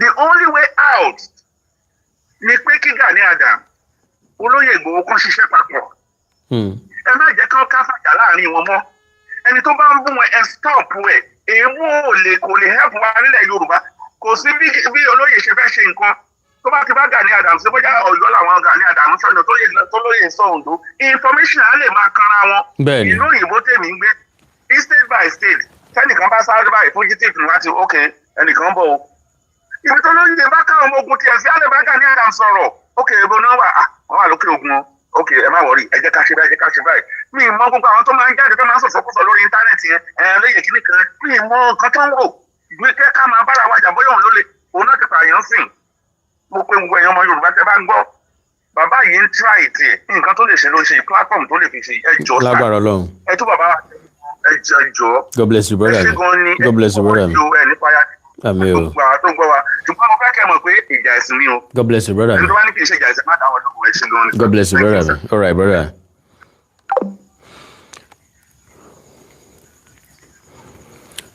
Well, okay. Hello. Hello. Hello. Hello, sir. Ẹ káalẹ́ sà. Ẹ káalẹ́ sir. Kẹ́mi Ọlọ́gbọ́n ẹ kú ètò. Yes, sir. Ọlọ́run jẹ́ kẹ́ pẹ́ fún wa o. Àmín bàbá. Ẹ jọ̀ọ́ nǹkan tèmi lè rí sọ sí ọ̀rọ̀ yìí. Ṣé ẹ rí ó dàbí ẹnìkan wípé ká sọ pé ìjọba ìpínlẹ̀ kọ̀ọ̀kan ká sọ pé wọ́n ti àpúrúfù state police. Ìyẹn ni àbá tó sọ pé yóò tún rọrùn díẹ̀. Ṣùgbọ́n ní ìsìn àwọn ọlọ́pàá tí ó wà gan ní state gan nígbà tí gómìnà bá sọ pé nǹkan báyìí ṣẹlẹ̀ àwọn ọlọ́pàá ṣẹ̀ṣẹ̀ máa lọ gba àpúrúfà l'Àbújá kan tó lọ. Then àwọn security tí ìpínlẹ̀ kọ̀ọ̀kan ní fúnra wọn ohun ìjà tí agbára wọn sì rà nígbà tí wọ́n ní state police ohun ìjà tí agbára wọn ká láti rà kò ṣe tí wọ́n lè lo AK-47 táwọn pípù yẹn ń lò. Ṣùgbọ́n èmi rò ó lọ́kàn báyìí nílẹ̀ Yorùbá yìí ohun torí tó ń ṣẹlẹ̀ báyìí gẹ́gẹ́ bí bàbá yẹn ti sọ ikú tó ń pojú gbà ẹni ni o. Òwe ló ń pa fún mi. Òwe ló ń pa fún mi o. Bẹ́ẹ̀ni. Ìdí èmi ló lọ́kàn mi báyìí ni pé tó bá jẹ́ pé ó ṣeé ṣe fún gọ́vnọ̀ kọ̀ọ̀kan nílẹ̀ Yorùbá ni kán team up pẹ̀lú àwọn ọdẹ ìbílẹ̀ yìí kán team up kán reinforce wọn kán fún wọn lówó mi ò fẹ́ mention ṣùgbọ́n ká tún mention náà torí bóyá ó lè work irú bàbá wa Ìgbòho ṣàyí torí pé ó ti kékeré ó ti pariwo kán yọ̀ǹda wọn sẹ́mọ̀ kò kàn lè dédé kiri bọnú gbó. Rárá o. láì jẹ́ pé bá lọ́wọ́ àwọn ìjọba gbọ́dọ̀ lọ́wọ́ sí i bẹ́ẹ̀ ni. tó tí wọ́n bá fún wọn ní agbára kán rèsì owó fún wọn ṣe rí àwọn pípọ̀ wọ̀nyí ṣe bíbí náà lásàwà tí a máa ń gbọ́ àwọn bàbá wa láti yọ pé ẹ̀wífà lè jòkó lọ ẹ̀kí sàṣàrà bàgbó. gbogbo nǹkan wọ̀nyí á lé wọn sọnù. bẹ́ẹ̀ni. tí agbára ìbílẹ̀ àká wọn. bẹ́ẹ̀ni. ṣùgbọ́n wọ́n níbi ìfọwọ́sowọ́pọ̀ gómìnà kọ̀ọ̀kan. bẹ́ẹ̀ni. nílẹ̀ Yorùbá àwọn gómìnà wọ̀nyí wọ́n láti team up bígbà tí Akérédolú wà láyé kí gbogbo wọn team up nílẹ̀ Yorùbá kán sọ̀rọ̀ àǹdí ara wọn if not so tí ẹnìkan bá ń dá tiẹ̀ tí wọ́n á ẹni bá ti ń gbọ̀ tún yọ náà ń gbòsì yọ o Ọlọ́run dẹ̀ ní jẹ́ kí wàhálà ò kàn wá kán bá wa reinforce àwọn ọdẹ ìbílẹ̀ kọ̀ọ̀kan ní stéètì kọ̀ọ̀kan kán fún wọn ní owó kán lọ wá agbára níbi tágbára bá wà ká dojúkọ wọn ká lé wọn sọnù. God bless you, sir. so tẹ́mi rí bẹ́ẹ̀ nìyẹn Ọlọ́run á ràn wá lọ́wọ́ o. Àmín sir, God bless you, sir.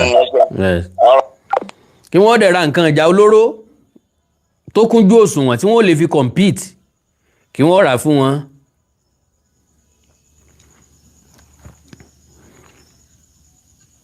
Hello sir.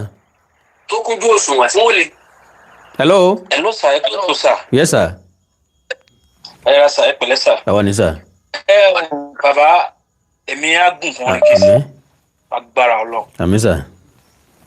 ẹ ti ṣe rántí pé gbogbo àwọn ọ̀rọ̀ tẹ̀ ń sọ yìí ọ̀pọ̀ ní gbogbo mídíà tó ń ṣiṣẹ́ even tí wọ́n ń sọ̀rọ̀ Yorùbá nation tí wọ́n ti máa pariwo ọ̀rọ̀ tó ń bọ̀ yìí ó ń bọ̀ kìíní tí ń bọ̀ ọ̀pọ̀ ní gbogbo mídíà tó ń ṣiṣẹ́ ṣùgbọ́n mo fẹ́ yẹ kẹ́ mọ̀ pé àwọn tẹ̀ ń rí bàbá mi ṣe rí èmi kọ́ lèmi ń bẹ̀rù òun ni pé tí Tinubu bá gbéjọba yìí lẹ̀ pẹ́rẹ́ mi ò fi ibì kan láìkí Tinubu tẹ̀ ń wò yìí láti bíbá síbẹ̀ yẹn o ìyà tó máa jẹ Nàìjíríà ìyà tó máa jẹ lẹ Yorùbá ń gbé wéètì ni o.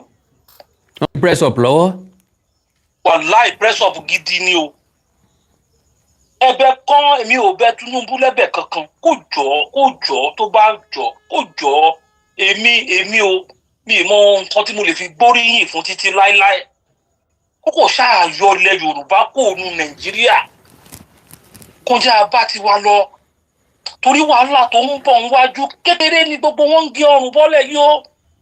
bàbá mi ẹ gbàgbé pé àwọn kan wà lóyìnbó ṣé ilé ìta ń sọ tábánikà sọ tọrọ ká ṣé òṣìṣẹ́ tó lówó lọ́wọ́ kì í ṣe ilé ló ti lè gbádùn ẹni. ilé ni o. ilé làbọ̀ sinmi oko. bẹ́ẹ̀ni. ẹ má jà tọ́ra wa tábánilé kọ́ làbọ̀ sinmi ilé làbọ̀ sinmi oko the only solution ni kí wọ́n ṣàjọ́ ẹ wo ọjọ́ tí Sunday Igboho ibi tẹ́tí wọn fáwọn pípì yìí ń fẹ̀mí wa takala wọ́n fi ń tàfàlà ni ẹ wo ọjọ́ tí Sunday Igboho ti ń pariwo ìjẹ́ tí Sunday Igboho bá bọ́ sínú igbó tí bàbá Sunday Igboho bá bọ́ sínú igbó tí wọ́n mú Gani Adam wọ́n tún kó àwọn ọmọ kọ̀ọ̀kan nílùú tí wọ́n tẹ̀lé wọn tí wọ́n bẹ̀rẹ̀ sí ní rẹ́yìn àwọn pípì yìí ìjẹ́ kò ní móríyìn wá fúnjọba. Sunday Igboho béèrè $1 lọ́wọ́ ẹnì kankan o. bàbá ọ̀rọ̀ tèmi àti ẹjọ́ ń sọ lẹ́nu yìí àwọn ará bí ìkẹ́ lè mọ̀ pé kà ní wọn kí ló tèkì wọn pé ó yá àti ẹlẹ́yìn bọ́ sígbó. bẹ́ẹ̀ni. bàbá mo gbọ́ latest kan lẹ́nu ìjẹ́ ẹ gbọ́ pé wọ́n ti kọ lẹ́tà sí Palace of Ọ̀ní of Ifẹ̀ pé wọ́n ń bọ̀ latest news ẹ confam mo rí pé ẹ relate mọ́ bẹ́ẹ̀ dáadáa confam ni mo tún sọ fún yín ẹ jọ nínú àwọn táwa ń wojú tínú wa ń dùn nìyẹn lọ́ba ó yẹ wá sọ fún mi Ọlọ́run má jàrá burú má jàrí wàhálà ẹ wo ohun tó tún bọ̀ Ọlọ́run má jàrí wàhálà ṣé nísìnyí àwọn ọba yẹn ń sì gbogbo wọn ò tí ì lajú wọn ò tí ì ríran sí pé pírọ́blẹ́mù ló dé yìí kí wọ́n pọ̀npa fún pírẹ́sídẹ́ǹtì ìbò kọ́ la fẹ́ di o tí Tinubu bá máa jí owó kó wá dálẹ̀ Yorùbá sílẹ̀ kó wá jí gbogbo owó wa lọ ó tẹ́ wa lọ́rùn ìjọ kan tó bá jẹ́ jẹ́jẹ́ á kú síbẹ̀. bẹ́ẹ̀ni. kó yọ wá kó lóko ẹrú kó jọ torí Ọlọ́run tá a bá kọ́ntínú bá ṣe ń bá lọ pẹ̀lú àwọn ará bíi bàbá mi ìyà tó máa jẹ Yorùbá ó ń gbé wéètì lọ́wọ́ kò tí ì ṣẹlẹ̀ ẹ̀kọ́ dé tì ní ilé. God bless you baba. ẹ̀kọ́ ètò sá. all right sir. hello. God bless you baba. All right sir. hello. hello sir. yes ẹ kálẹ́ sir. yes sir. ẹ ṣe wà lórí ètò sá. bẹ́ẹ̀ni. ẹ ra sá ọba Ọlọ́run á túbọ̀ máa pín in lọ́wọ́ sá. àmín o àtẹ̀yìn náà. like followers in Emoje for the past 5 or 6 years now. God bless you, sir. So I'm glad to move to Manche. So yes, sir. Yeah, I'm going 1 or 2 contributions. Let's say contribution, you know, and Sony. But there's a pattern 101%. You are right, sir. God bless you, sir. But only one issue, Timoni, with people who want to work too sentimental. Now, most of the Muslim, how many professors learning in Nigeria that they are not Muslim and they are professor of Arabic? Right? Let's face the reality. This is not Islam. Okay? So, they're banning hatred for one religion because of what is happening. Don't associate it with, you know, general religion that, you know, a lot of people are practicing. That is my own issue. At your face, we are all you. So this is not Islam. And I want to Muslim Christian. You see? Anybody. This is not Islam. Muslim, but you can Allah Akbar. Christian, let's obey. So no practice religion. Is an act of wickedness. So, colon de shano wa ma fi se, to ma fi kun wa lowo, ma fi ja, ma fi stop. Ki Olorun ko ran wa se. Adura temi ni, contribution temi ni. God bless you, sir. God bless you, sir. God bless you, sir. Me ni wa nti o. Orí ń fọ́ mi sínú. Mi dẹ̀ mọ̀ nǹkan tó fà á. Bò mo ṣáà mọ̀ pé orí ń fọ́ mi sínú.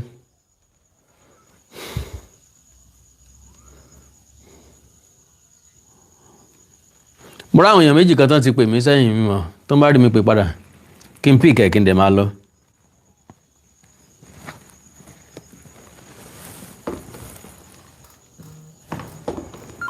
Tí bá láǹfààní àti pè padà ẹ̀yin méjì yẹn náà máa píìkì ọyìn máa dẹ̀ máa lọ.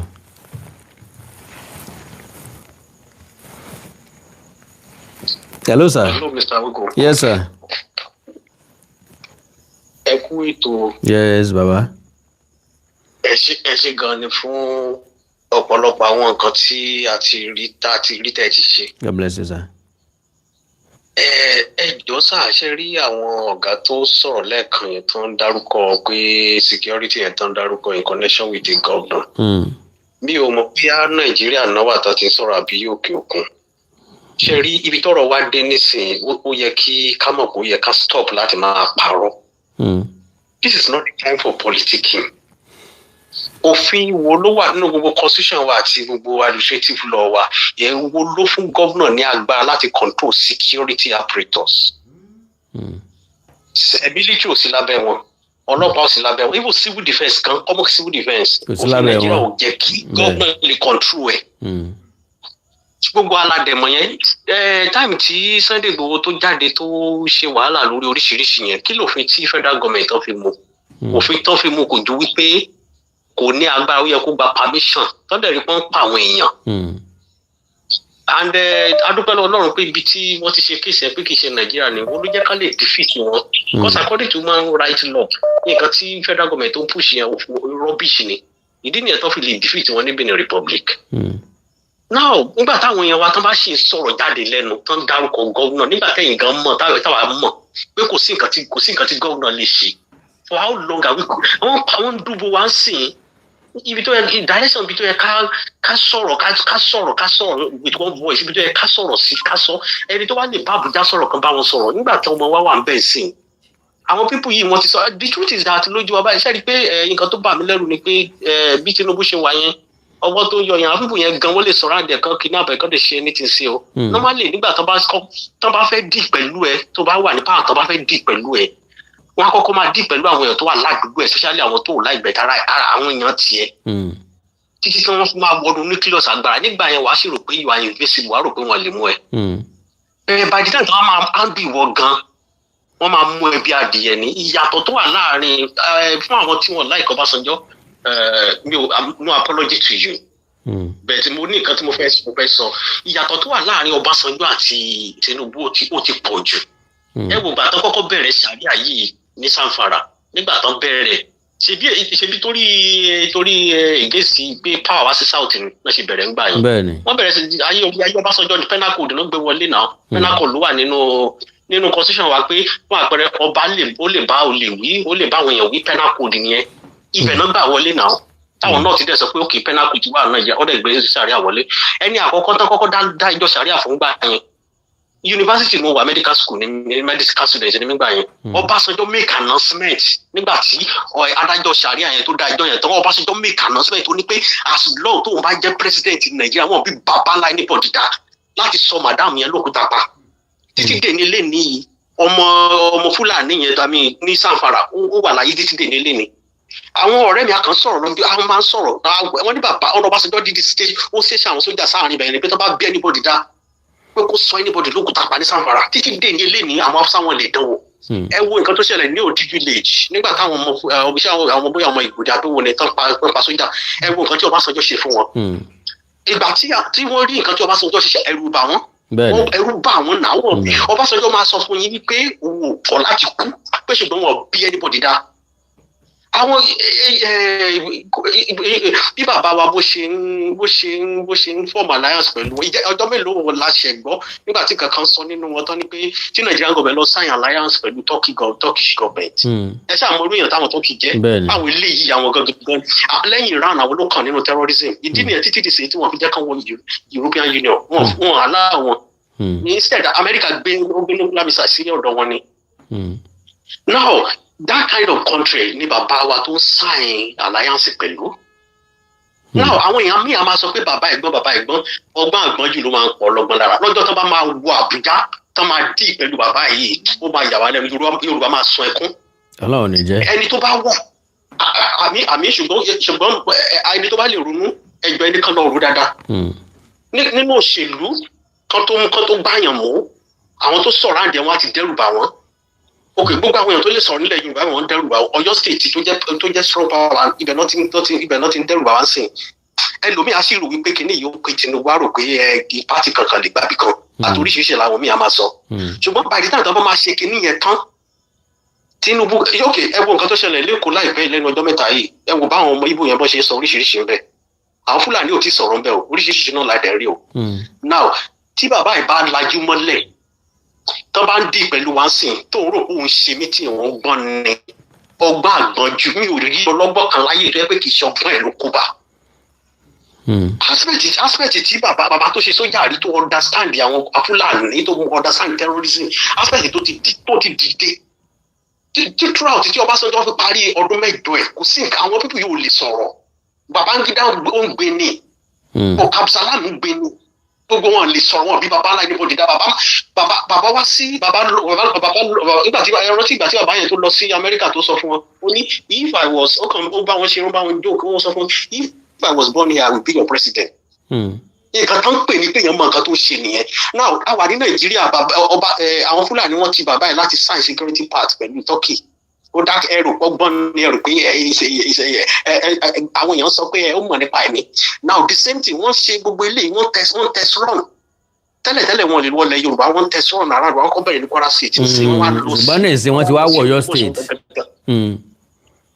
wọ́n ti wọ Ọ̀yọ́ State. wọ́n dẹ̀ ṣe yẹn sìn bàbá dákẹ́ now nǹkan tẹ̀mí ń try láti sọ níbẹ̀ ni pé bàbá yà á rò wípé a rò pé ọgbọ́n ni gbogbo ilé wọn a rò pé strategy lélẹ̀ ni lọ́jọ́ tó bá máa dì pẹ̀lú ẹ̀ ní nǹkan tó ṣẹlẹ̀ lẹ́nu ọjọ́ mẹ́ta ní last year kí ni ID card wa kí ni sorry passport tá à ń gbà I'm sorry mi ò sí ní Nàìjíríà so ibi tá a ti ń gba passport ní Europe nígbà ẹ̀ àwa gbọ́ wípé website tán ti ṣe kíní àti ID tán lò gbogbo ẹ̀ wọ́n dàrú mo wá bá ẹnìkan sọ̀rọ̀ mo lọ Nigerian embassy ní one of the country ní Europe mo wá sọ fún àwọn èèyàn bẹ́ẹ̀ mo ní pẹ̀lú ọgbọ́n tèmi mọ̀ nípa IT mo ní nǹkan tí wọ́n lè fi IT ṣe ó lágbára mo ní bàbá yìí tí ò bá ṣọ́ra ẹ̀ bóyá báwọn yẹn ṣe ń tẹ́ ọbọ̀ kínní wọn lọ́jọ́ kan máa wà lójú òfurufú wọ́n máa sẹ́ndì kankan sí wọ́n á bọ̀gbẹ̀ síbẹ̀.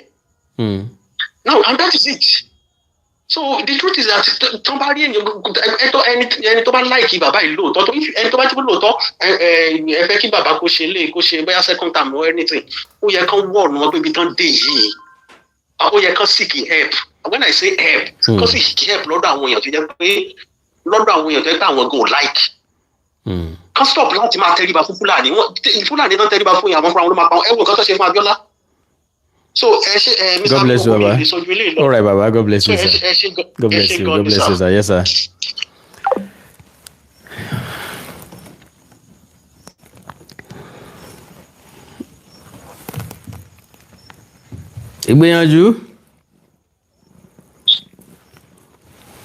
Ìgbìyànjú, brother. Hello. How far?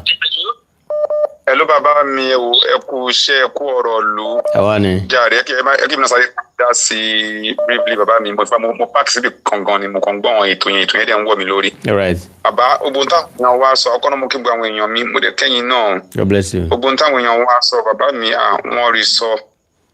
Gbogbo eléyìí náà ni tó fẹ́ pé kọ́kọ́rọ́ bá wa jẹ́ kí unity wa torí pé tí o bá sí unity báwo la ìfẹ́ rí kí ní ìṣe. And then mo fẹ́ sọ̀rọ̀ lórí ọ̀rọ̀ olóyè Sunday Igboho. Olóyè Sunday Igboho ọkùnrin takuntakun kọ́lọ́wọ́n bá jọ kò sí bí a ṣe fẹ́ jẹ́ kí lóòótọ́ àti olóyè Sunday Igboho àti Gani Adams kò ń ṣàwọn náà ni wọ́n máa dá a ṣe torí mélòó náà ni wọ́n adẹ̀pọ̀ mọ̀ gbogbo ẹ̀ pé èèyàn ò lè wà láyé ìlú ò lè wà kó má láwọn tó máa ṣojú òun ni olóyè Sunday Igboho àti bàbá Gani wọ́n gbọ́dọ̀ ṣojú wa kò dẹ̀ sí lóòótọ́ àwọn kan sọ pé àdánù kọ́ni kan ṣe papọ̀ kò possible ṣẹ́rífù nǹkan tó bá náà ọ̀fẹ́jọ́ ṣe papọ̀ ìpapà gan náà kò mí ìpẹ́jọ́ máa wá wọnú igbó papọ̀ lẹ́ẹ̀kan náà kọ́ ó sì yẹn oníkálukú àtàwọn ẹlòmíì wọn á mú ọ̀tún wọn á mú òsì ní tí wọn bá wájọ ṣe papọ̀ ṣẹ́rí àjọṣe papọ̀ kì í ṣe lórí àjọwọnúgbò papọ̀ ní kọ́kọ́ torí tí àárín wọn ò bá gúnrégé kò sí tí olóyè Sunday Igboho máa ṣe tí Gani Adams ò ní mọ̀ wọ́n bá jẹ́ àgbẹ̀yìn bẹ́ẹ̀ bọ́jà tó lọ fáwọn ọ̀tá lọ́wọ́ ńkọ́ bódà jẹ́ bẹ́ẹ̀ náà ni the same thing pẹ̀lú kó jẹ́ pé bí Ohun Gani Adams bàbá ibà Gani Adams náà làwọn náà ń wọnú igbó táwọn àti olóyè Sunday Igboho náà kò tí ì lọ táwọn ti ẹ̀yìn náà bá gbẹ nǹkan tó sọ pé máa ṣe o mo kàn fi sọ̀rọ̀ ni. gẹ́gẹ́ bí èèyàn ẹlẹ́ran ara.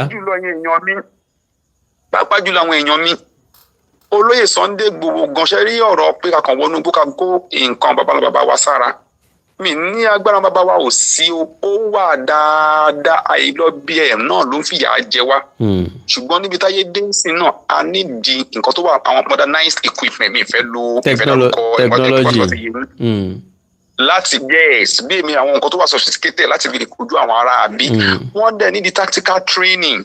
bẹ́ẹ̀ni o. torí àwọn ará bí òun jà bí agbèrò wọ́n nídìí láti sọ pé ó yá o kọ́kọ́ wọn ní nǹkan tó mọ̀ káwọn ọmọ òòtú ajíire náà dẹ̀ support gẹ́gẹ́ bí nǹkan tí bàbá mi kò sọ lẹ́ẹ̀kan irú èmi sì mo ti bí ọlọ́run púpọ̀ ọlọ́run kí ló ti ẹ̀ dé gan ó ti kó mi kúrò nù ìlú yìí kí ló tó pọ̀ bẹ́ẹ̀ ẹ̀mí Yorùbá ló máa lò lójoojúmọ́ bí mo jí láàárọ̀ bí mo jí lọ́sàn bí mo jí mò ń wa mọ́tò báyìí olú ẹ̀gbọ́n ti ń rù torí ìfẹ́ tíyàn ní sùúrù ẹ̀ torí pé kò sí báyìí fẹ́ dàgbà tó ta fẹ́ ní tó káàtẹ̀ tó dàgbà ju báyìí gan-an káyọ̀ tí máa bọ́n lé kéèyàn náà wá fọkànbalẹ̀ sí ilé torí pé gbogbo tí ó ń fìyà jẹ wá náà ni pé a ṣe sí ìlú wa a rí pé ìlú wa ò dáa ẹlọ́run ò dáa tòun ò ṣáàrẹ́ nílùú méjì ju ìlú kan yìí náà lọ torí ẹ̀ náà ègé mo tó wá fi yẹn rọ̀ wá ṣẹ́rí unity wa ó mátà dáadáa láti jẹ́ kí a lè dá àbòbò ara wa ẹ̀mí wa àti àwọn ọmọ wa òun ló ṣẹlẹ̀ ní Ògbómọ̀ṣọ́ ń sìn gbogbo wa dìde bóyá gbọ́dọ̀ rí nìyẹn kọ̀ọ̀kan mi ò sí ń bẹ bó bá ṣẹlẹ̀ sí Ọ̀yọ́ ó ṣẹlẹ̀ sí àbúrò oníṣẹ́ nìkan wa ó ṣẹlẹ̀ sí Ògbómọ̀ṣọ́ Abilé a gbọ́dọ̀ máa rally round ni ẹ bá ti ra pé à ń ṣẹyọ kan òun náà nínú division wa náà fi ń fogun jà wá wọ́n tún náà kọ lẹ́tà sọ́dọ̀ bàbá mi Onitsha ayé wọ́n fẹ́ bàjẹ́ nìyẹn tọmọtọmọ wọ́n fẹ́ tọmọtọmọ wọn nìyẹn torí pé ohun tí wọ́n gbójú lé tó fẹ́ bàjẹ́ náà mọ́ wa lọ́wọ́ náà ni orírun wa pàápàá jùlọ ìṣẹ̀ṣe àwa mọ̀ tó mú mẹ́ni tó ń ṣe many things ní wọ́n fẹ́ bà identity wa jẹ́ wọ́n dẹ̀ fẹ́ bà culture wa jẹ́ àti spiritualism wa jẹ́ tọ́lọ́hun ò dẹ̀ nígbà fún wọn ó gbẹ ẹ̀ṣà ọmọ òòtú ajíire a ní láti ṣe wa lẹ́yìn ọkàn ọ̀rọ̀ yìí dẹ̀ ti kọjú ọ̀rọ̀ ẹnu social media kankan máa rántó torí pé ó ń bọ̀ àwọn aládẹ́ẹ̀dẹ́ láyé àtijọ́ eléyìí ti wá kọjá àwọn báyìí gbogbo ara là á mú tó torí pé wọ́n ti la moto. God bless you, brother. God bless you, brother. Òní àsàn wa o. All right, brother mi.